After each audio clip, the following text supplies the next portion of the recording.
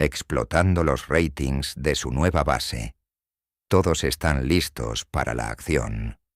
Curtiss P-40 Warhawk, halcón de guerra.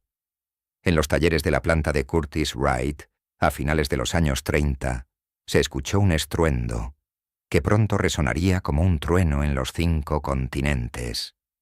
Aquí, entre bosques de dibujos y puros remaches, nació un avión que estaba destinado a convertirse en el rostro de la aviación estadounidense en las horas más oscuras de la humanidad.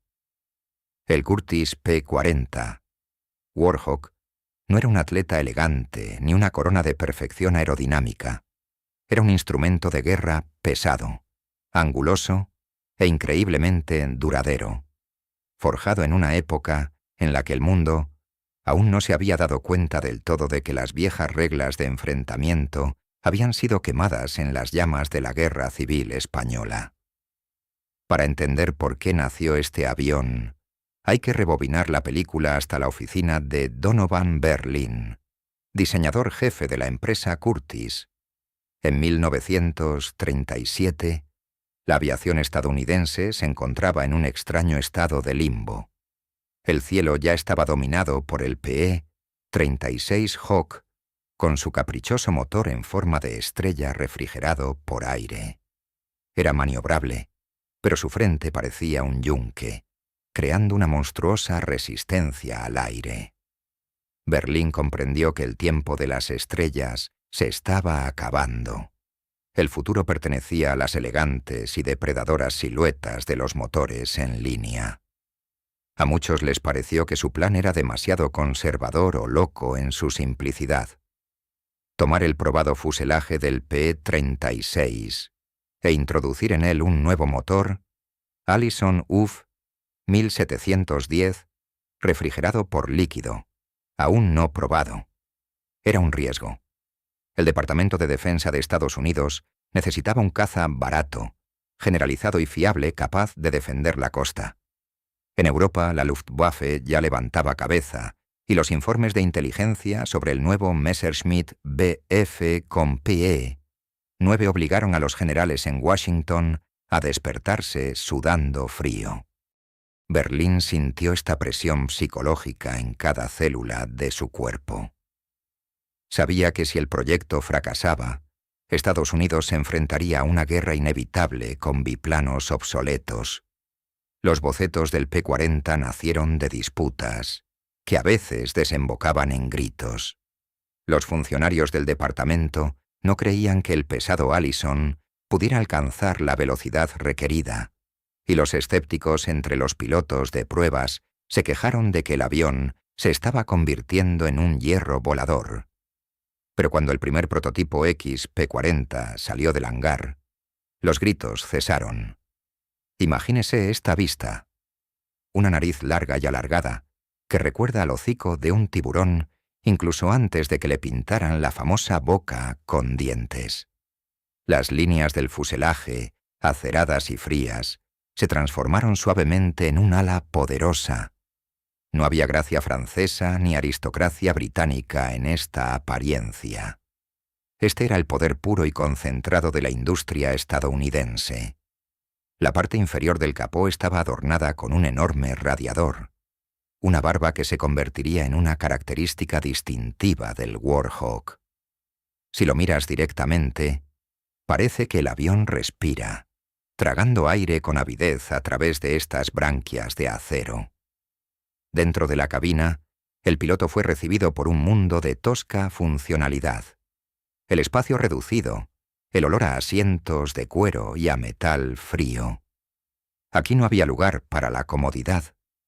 El panel de instrumentos estaba lleno de indicadores, cada uno de los cuales susurraba sobre la presión del aceite, la temperatura del refrigerante y el combustible restante. Cuando Allison volvió a la vida, la cabina se llenó no solo de ruido, sino también de vibraciones físicas que se transmitían a través de las suelas de sus botas directamente a la columna vertebral del piloto. Era el sonido de 1150 caballos de fuerza corriendo hacia la libertad. El contexto político de la época era despiadado. Francia caía. Inglaterra se asfixiaba en el bloqueo. Las fábricas estadounidenses trabajaron en 3 turnos, convirtiendo los planos de Berlín en metal. El Pi 40 fue el compromiso que salvó la situación. Sí, era inferior al señor Smith en velocidad de ascenso. Sí, a gran altura su motor empezó a ahogarse debido a la falta de un sobrealimentador normal. Pero tenía una cabra que cubría todos sus defectos. Estaba disponible aquí y ahora. Mientras otros diseñadores soñaban con interceptores futuristas, Curtiss sacaba de las calles cientos de coches. Se produjeron intensas discusiones al margen del mando de la Fuerza Aérea. ¿Vale la pena apostar por un coche que técnicamente no es más que una profunda modernización de un antiguo proyecto? Donovan Berlin se mantuvo firme. No necesitamos un avión perfecto en 2 años. Necesitamos un luchador fuerte mañana por la mañana. Su genio no residió en crear una revolución, sino en llevar la evolución al absoluto. Creó un planeador capaz de soportar sobrecargas tales que las alas de otros aviones simplemente se caían. El Pi 40 podía sumergirse a velocidades cercanas al sonido sin romperse, convirtiéndose en un mortífero proyectil de acero. El efecto psicológico de la aparición del Pi 40 fue colosal. Para los aliados, era un símbolo de que el arsenal de la democracia empezó a trabajar. Para el enemigo, esto es una llamada de atención. Cuando los primeros lotes de aviones comenzaron a llegar a Gran Bretaña bajo la marca Tomahawk, los pilotos británicos, acostumbrados a los Spitfires livianos, al principio miraron al enorme estadounidense con desconfianza. Pero después de las primeras batallas de entrenamiento, lo entendieron. Esta máquina perdona los errores. Ella no cae en picada donde otros se convierten en un montón de escombros. Ella devuelve al piloto a casa incluso con la mitad de la cola arrancada y el fuselaje acribillado a balazos. Observe más de cerca los detalles de su diseño. Cada remache en los carenados de las alas, cada curva de la cola, todo funcionó con un propósito: llevar 6 ametralladoras pesadas, Browning al objetivo. Estas ametralladoras, escondidas en las consolas de las alas, eran capaces de convertir en polvo a un bombardero enemigo de una sola vez. A los mecánicos del aeródromo les encantó el P 40 por su resistencia similar a la de un tractor. Se podía reparar en barro, arena del desierto o humedad tropical, donde las máquinas más delicadas se dieron por vencidas después de una semana. Los primeros bocetos de ingeniería que alguna vez acumularon polvo en el escritorio de Berlín son ahora armadas listas para cruzar el océano. Pero detrás de este éxito se esconde el drama de la elección personal del diseñador. Berlín entendió que estaban sacrificando la velocidad en aras de la capacidad de supervivencia. Cada cambio en el diseño, la adición de una espalda blindada para el piloto y la protección de los tanques de combustible, hicieron que el avión fuera más pesado. Fue una lucha constante con la gravedad y la física. Cada kilogramo de protección hacía que el Pi 40 fuera menos maniobrable en un giro horizontal, pero le daba al piloto la oportunidad de sobrevivir bajo el fuego enemigo de cañones de 20 milímetros. La historia de la creación del Pi 40 es la historia de cómo el gigante industrial Curtiss-Wright intentó mantenerse al día con el paso del tiempo. Era un avión de transición, un puente entre la era de las alas de lona y la era de los aviones de llama. Su aparición provocó revuelo en los despachos ministeriales.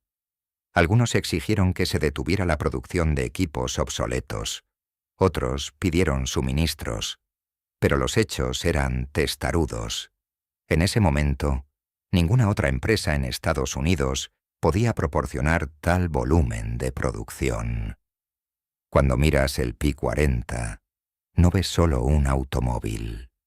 Ves el sudor de los ingenieros, las noches de insomnio de Donovan Berlin y la creencia de toda una nación de que el acero y la voluntad pueden detener a cualquier tirano.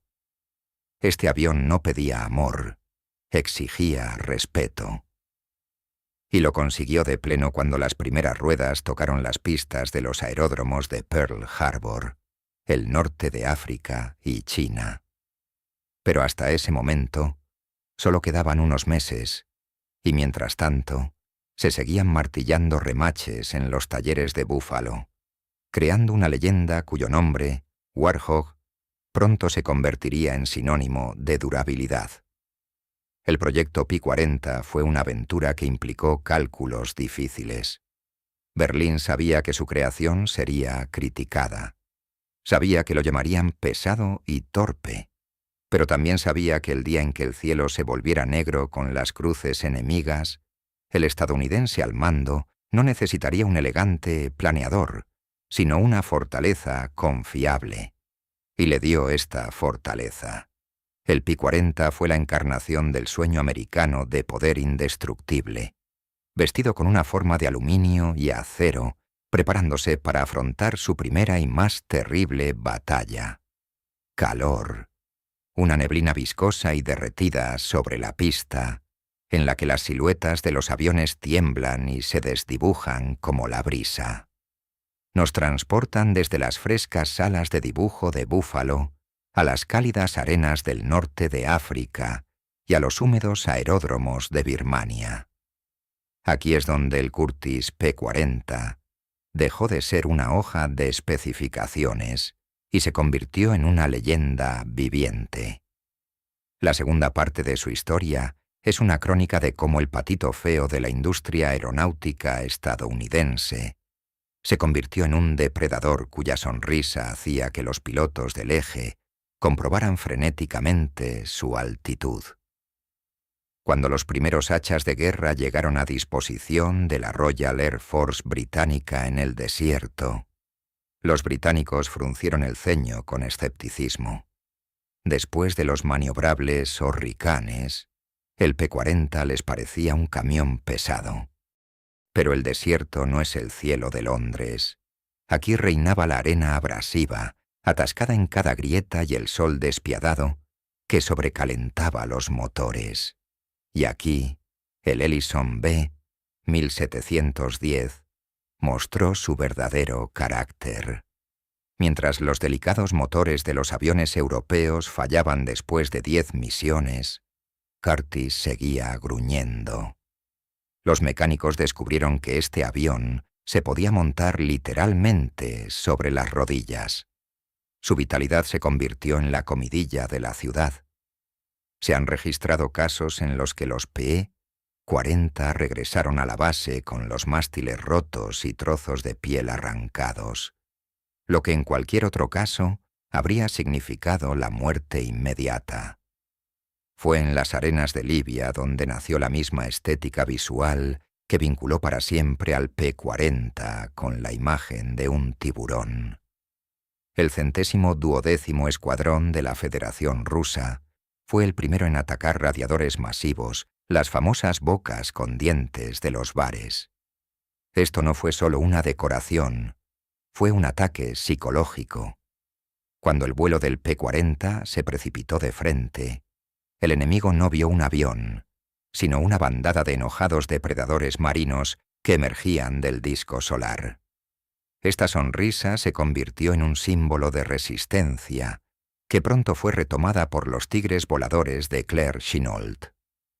La personalidad de Chennault en esta historia merece un análisis psicológico aparte. Capitán retirado, un hombre con el rostro arrugado como un mapa antiguo, entendía el P-40 mejor que nadie.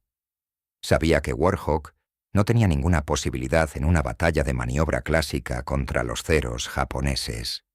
El cero podía girar alrededor de su eje como una bailarina, mientras que el P-40 necesitaba un estadio entero para dar la vuelta. Y luego Chennault desarrolló la táctica de pegar y correr. Aprovechando la colosal masa del avión y su capacidad de sumergirse salvajemente, los pilotos del grupo de voluntarios americano AVG convirtieron las deficiencias del avión en sus principales bazas. El espectador debe sentir este momento. Estás sentado en la cabina, el sudor te entra en los ojos y un ágil caza japonés sale volando de la nube hacia ti. El instinto te dice que tomes un turno, pero la voz ronca de Chennault resuena en tus oídos. No te atrevas a meterte con él, cae, y alejas la manija de ti. El P-40, que pesa casi 4 toneladas, se convierte en un mazo bajo la influencia de la gravedad. La aguja del velocímetro se sale de escala. La estructura comienza a cantar con una nota alta, pero mantiene sus alas. Disparas una breve ráfaga de 6 barriles y el cero ligero, casi parecido al papel, se desmorona en astillas. Un segundo, y ya estás muy abajo, inaccesible para el enemigo, usando la energía acumulada para ir a escalar. Esto no era un ballet aéreo, eran las despiadadas matemáticas de la supervivencia. La vida de los pilotos del P-40 en China es un capítulo aparte del thriller.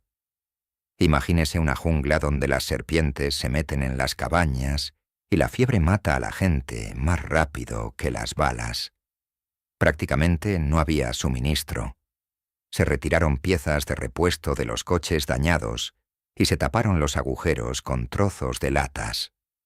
Pero fue en estas condiciones inhumanas donde Warhol demostró su competencia técnica.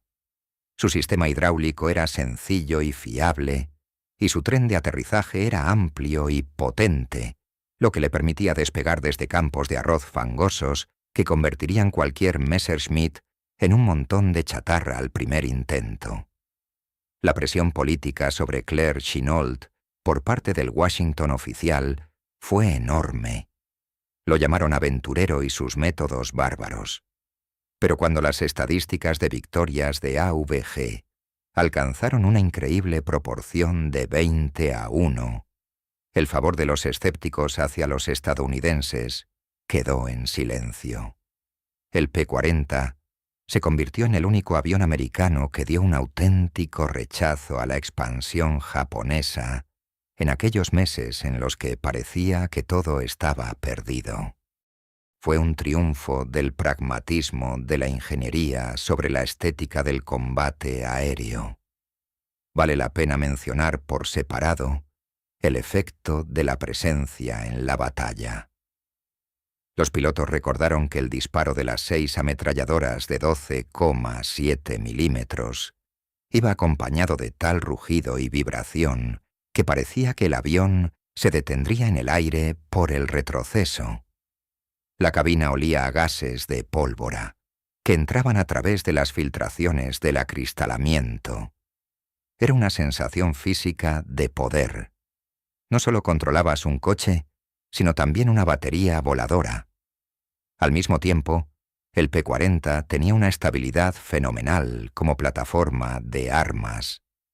No se guiñaba al disparar, lo que permitía colocar los proyectiles con precisión en el objetivo.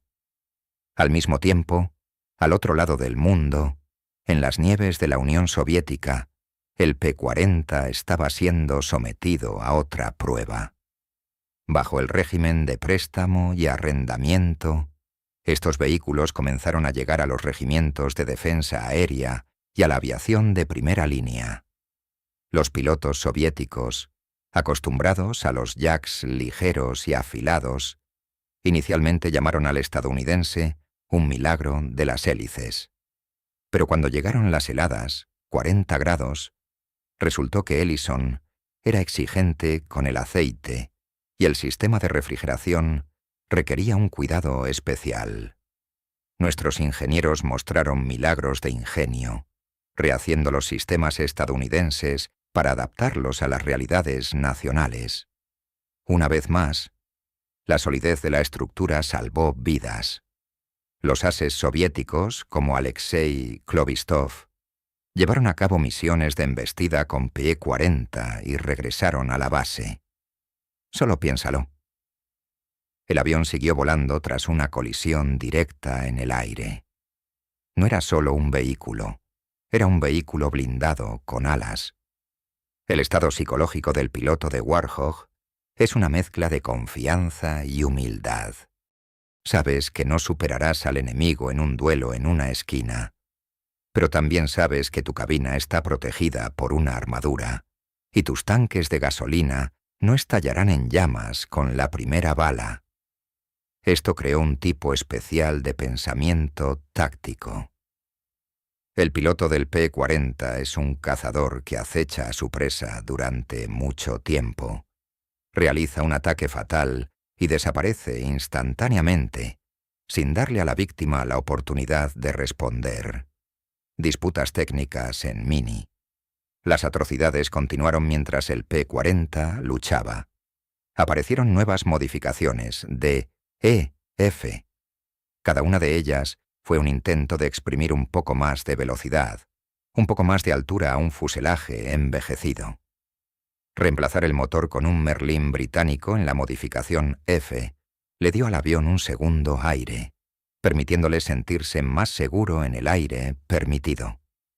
Pero incluso con el Merlin, el P-40 siguió siendo el mismo, un trabajador de guerra rudo y honesto. Para concluir esta parte, vemos el P-40 en el cenit de su gloria. Desde las islas Hollywood hasta las islas Salomón, desde Murmansk hasta el Alamein, este rostro depredador con una sonrisa de tiburón es visible en todas partes del cielo. El avión, que se consideraba transitable, se convirtió en la columna vertebral de la aviación aliada en 1941 a 1942. Llevó sobre sus hombros el periodo más difícil de la guerra, dando tiempo a los diseñadores para crear los Mustang y los Thunderbolts. Pero el precio de este éxito fue grande. Miles de vidas y una lucha diaria con una máquina que no perdonaba la debilidad, pero pagaba 100 veces más por la valentía. En la siguiente y última parte veremos el declive de la leyenda, la transformación del P-40 en un avión de ataque y su vida eterna en la memoria de quienes una vez apretaron el gatillo en su estrecha cabina. Con el olor a quemado mezclado con el aroma de las flores de magnolia en los aeródromos de Georgia y el fuerte sabor metálico del miedo que finalmente da paso a la calma profesional. Entramos en el capítulo final de la historia del Curtiss P-40. Un avión que se negó a retirarse cuando los teóricos en altos cargos lo descartaron. En 1944, cuando los cielos de Europa ya estaban atravesados por las sombras de los aviones, Ziv Hogg encontró de repente su verdadero destino donde la tierra se encuentra con el cielo. De un caza caprichoso, se convirtió en un avión de ataque indestructible, que se convirtió en una pesadilla para las columnas de tanques de Rommel y las fortificaciones japonesas en las islas del Pacífico. La competencia técnica del diseño del P-40 durante este período se manifestó en su capacidad para transportar una carga colosal para un caza. Los pilotos de la modificación P-40N, apodada Easy por su relativa facilidad de control, descubrieron que su máquina podía soportar una bomba de 500 libras debajo del fuselaje y aún permanecer estable durante una inmersión. Fue un thriller psicológico para los de abajo. La enorme nariz con una sonrisa de tiburón se precipitaba hacia el suelo a una velocidad de 600 kilómetros por hora, y era casi imposible detener este ariete de acero. Un enorme margen de seguridad permitió al Warhog recuperarse de una caída en picado con tales sobrecargas que los aviones de ala de los Yakov o Airacobras contemporáneos quedaron deformados. Un dato interesante que los historiadores suelen pasar por alto es que el P-40 se convirtió en un verdadero laboratorio volador para salvar vidas. gracias a su tren de aterrizaje amplio y duradero. Los pilotos estadounidenses en Birmania practicaban operaciones increíblemente arriesgadas, aterrizando en un caza monoplaza junto a un camarada caído, justo en la jungla. El piloto derribado subió al estrecho compartimento detrás de la espalda blindada, o literalmente se acostó en el regazo del piloto, y el sobrecargado Curtis logró despegar desde tramos de terreno cortos y accidentados. Esto creó un sentido único de hermandad entre quienes volaban hachas de guerra. Sabían que su coche no era solo un arma, sino también una fruta que salvaba vidas. En la URSS, el P-40 pasó las pruebas más duras. Pocas personas saben que los ingenieros soviéticos, decepcionados por la caída de la potencia del motor Ellison a gran altura, llevaron a cabo experimentos únicos sobre la instalación de motores domésticos M105P en el P-40. Este híbrido parecía extraño, pero volaba sorprendentemente eficiente. Un matiz técnico más. Fue en el P-40 donde los ases de la defensa aérea soviética que defendían Murmansk practicaron tácticas de caza libre en la noche polar. El enorme recurso del motor le permitió patrullar durante horas sobre las heladas aguas del océano, donde un fallo del motor significaba una muerte instantánea en aguas heladas. Pero el hecho más sorprendente sigue siendo la capacidad de supervivencia después de la muerte. En 2012, se encontró en el desierto egipcio un P-40 que realizó un aterrizaje de emergencia en 1942. El avión permaneció bajo el sol abrasador durante 70 años, conservando la pintura, los instrumentos de la cabina e incluso los cartuchos de las ametralladoras. Esta es una prueba física de la calidad del metal y los compuestos anticorrosivos que Donovan Berlin puso en su coche. Cuando los investigadores abrieron la cabina, todavía olía a cuero viejo y a queroseno de aviación, el olor del tiempo congelado. La personalidad del diseñador jefe al final de la guerra se vio ensombrecida por el triunfo de los competidores. Pero Berlin sabía que sin su viejo guerrero, Estados Unidos no habría durado hasta la aparición de los Mustangs. El P-40 se convirtió en la base sobre la que se construyó la victoria. Parecía un viejo sargento. Gruñón, difícil de escalar, no el más bello del desfile, pero el único que te sacará del culo cuando el mundo se desmorone a tu alrededor. Su sonrisa de tiburón ya no era solo un emblema.